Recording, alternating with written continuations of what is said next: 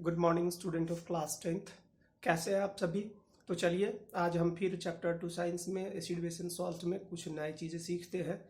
तो आज का जो हमारा टॉपिक है वो है बेकिंग सोडा।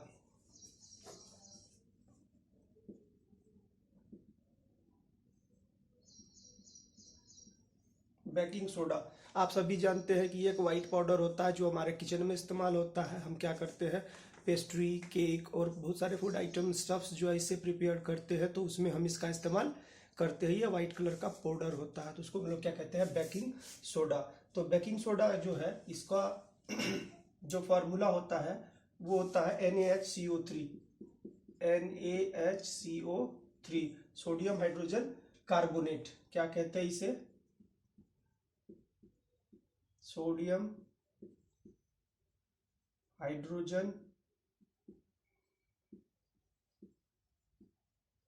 हाइड्रोजन कार्बोनेट कहते हैं इसे। तो जो कमर्शियल प्रोडक्शन है ये स्लेवरी प्रोसेस से होता है, सॉल्वेरी प्रोसेस।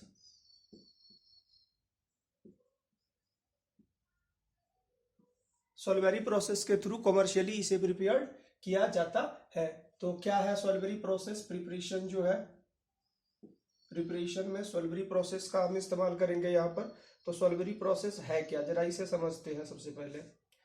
तो सॉल्वेरी प्रोसेस के थ्रू इसे कमर्शियली प्रिपेयर्ड किया जाता है।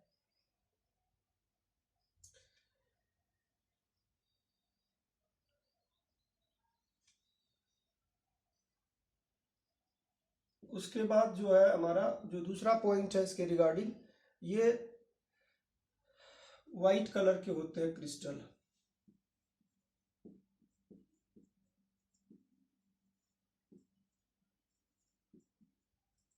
वाइट कलर के क्रिस्टल होते हैं ये हमारे, जो क्रिस्टल कैसे कलर होते हैं इसके, वाइट कलर के क्रिस्टल ये होते हैं। इसके अलावे ये स्पेरिंगली सोल्यूबल होते हैं वाटर में, sparingly soluble in water, water में स्पेरिंगली सोल्यूबल होते हैं। और इसके जो सॉल्यूशन होंगे अल्कलाइन सॉल्यूशन होंगे। तो क्या कहते हैं कि solution is alkaline in nature, it's solution is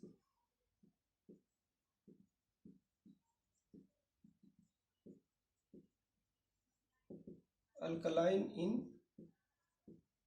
alkaline का मतलब होता है बेसिक। जो इनके सॉल्यूशन होते हैं वो कैसे नेचर के होते हैं, बेसिक नेचर के होते हैं। तो solution of sodium hydrogen carbonate को जब बॉयल करते हैं या हीट करते हैं तो कार्बन डाइऑक्साइड जो है वो हमारा निकलता है। तो रिएक्शन क्या है, on heating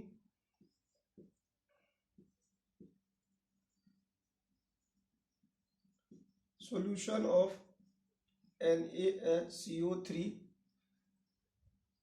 give off carbon dioxide,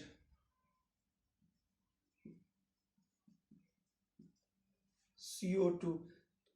अब देखिए जैसे नॉर्मल रिएक्शन में यहाँ पर लिख देता हूँ NaHCO3 का, ये एक्वस न लेकर के यहाँ पर नॉर्मल कंडीशन में हम क्या करते हैं, सॉलिड ही है मान लीजिए, इसको हम हीट कर देते हैं। जब हम इसे हीट करेंगे तो क्या हो जाएगा, Na2CO3 प्लस H2O लिक्विड और CO2 गैस। इस तरह से हमारा ये रिएक्शन हो जाता है।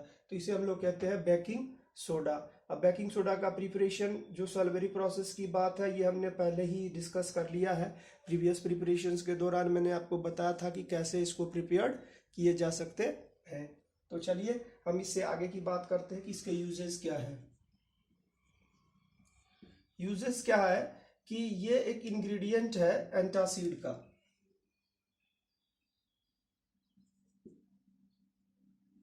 As an ingredient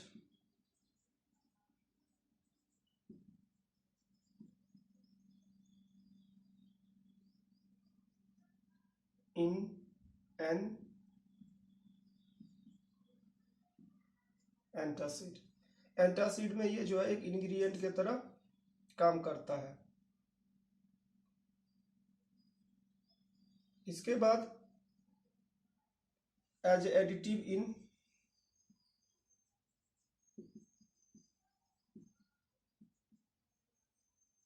food and drinks.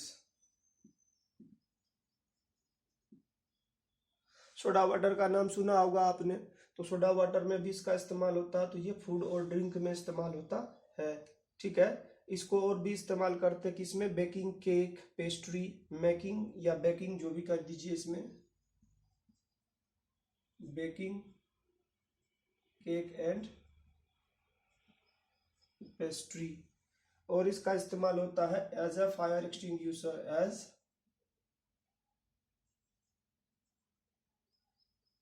Fire extinguisher,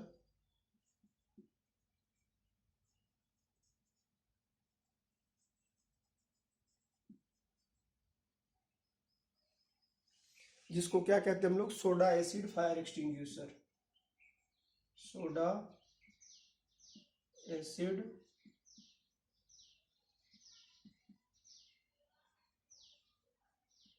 extinguisher.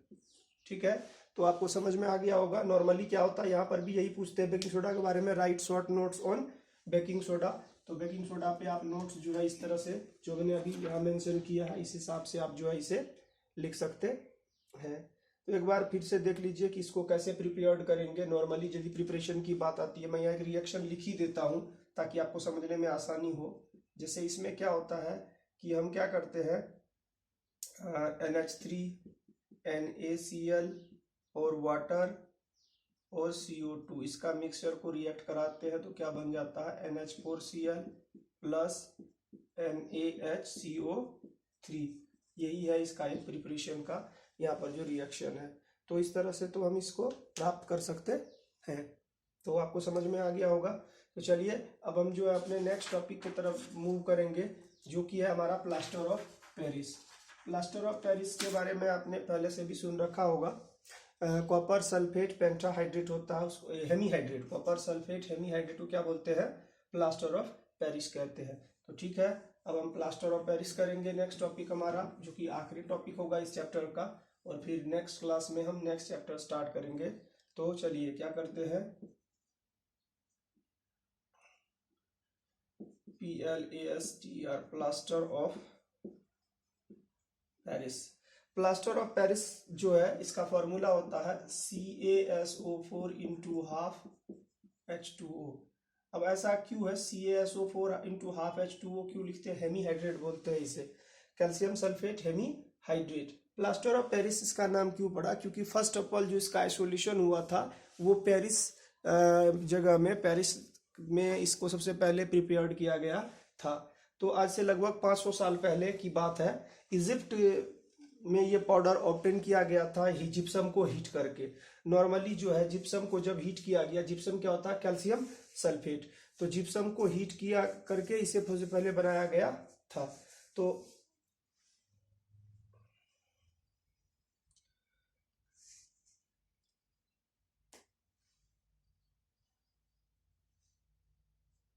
ये सीमेंटिंग ब्लॉक के तरह आपका काम करता है, मोनूमेंट्स वगैरह और इन सब चीजों को बनाने में इसका इस्तेमाल होता है। तो प्लास्टर ऑफ पेरिस को क्या बोलते हैं, calcium sulphate hemi hydrate. Hemihydrate कहने का मतलब हाफ मोलिक्यूल ऑफ वाटर जो है इसके अंदर इन्वॉल्व है। ठीक है, केमिकली इसे हम क्या कहते हैं,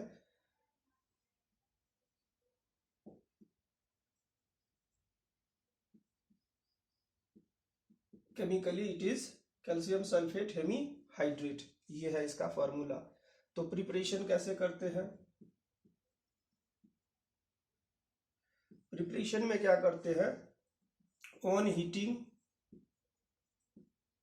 जिप्सम, जब जिप्सम को हीट करते हैं इन ओपन एयर, जिप्सम मतलब होता है कैल्शियम सल्फेट,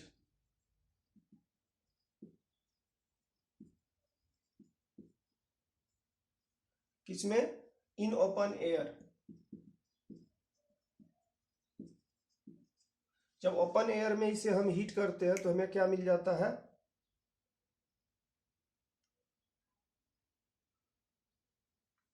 एयर फायर। देखिए तो होता क्या है आपका कि calcium sulphate CaSO4 into 2H2O, यही है हमारा जिप्सम। जब हम इसे हीट करते हैं, ओपन फायर की बात कर रहे हैं, calcium sulphate CaSO4 into 2H2O, यही जिप्सम है। तो जब हम इसे हीट करते हैं, ये चूंकि सॉलिड सब्सटेंस होते हैं, तो किसमें हीट कर रहे हैं हम, लगभग 100 डिग्री 373 केल्विन के आसपास हम इसे हीट करेंगे।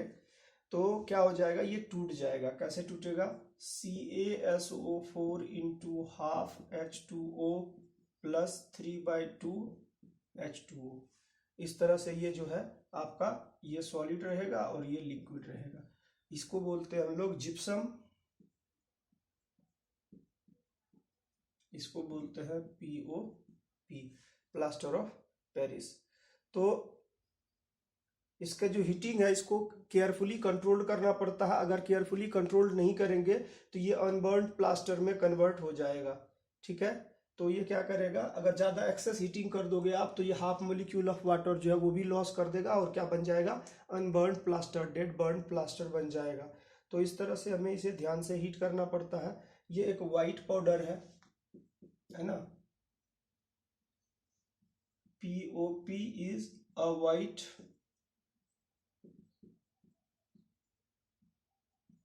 पाउडर। ये व्हाइट कलर का पाउडर होता है। और क्या होता है कि इसके अंदर सीमेंटिंग प्रॉपर्टी होती है। When it mix with water, crystal of gypsum are produce. When it mix with water, crystal of gypsum is produced. कहने का मतलब ये हुआ, नॉर्मली अगर CaSO4 इंटू हाफ H2O को आप, सॉलिड है, इसको वाटर से रिएक्शन करा दीजिए तो क्या बन जाएगा, CaSO4 into 2H2O।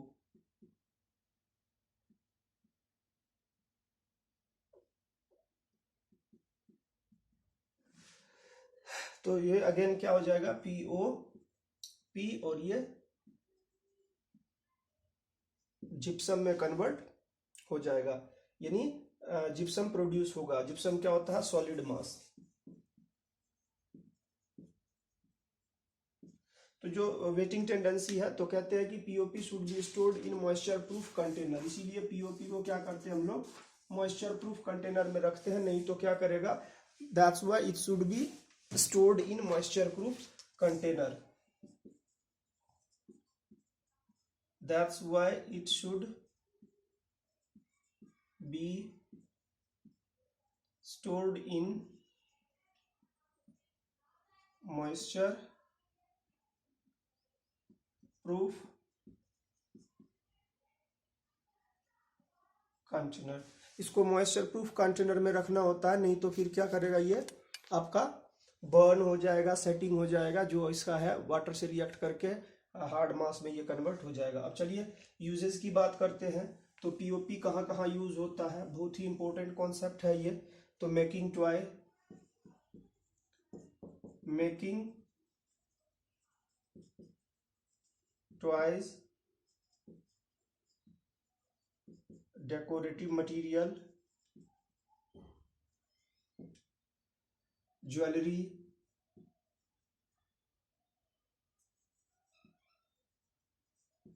Cosmetics,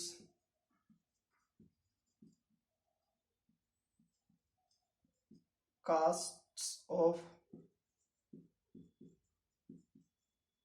statue, मूर्ति का जो साँचा है, ढांचा बनाने में कास्ट ऑफ स्टैच्यू के में भी इस्तेमाल होता है।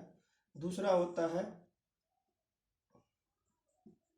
Setting fracture bone in hospital,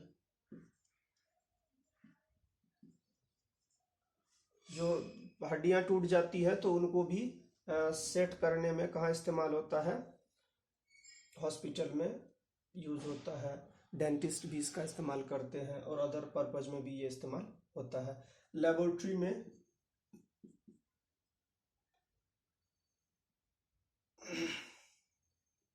in lab for sealing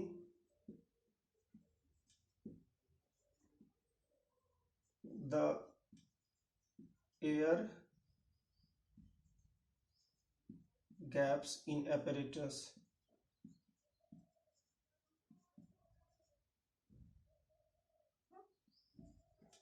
apparatus के गैप को सील करने में, यानी एयर टाइट जो सिस्टम है उसको प्रोवाइड करने में यहाँ इस्तेमाल होता है।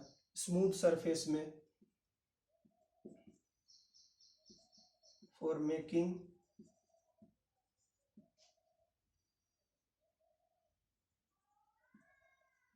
Smooth surface and ornate design on wall and ceiling।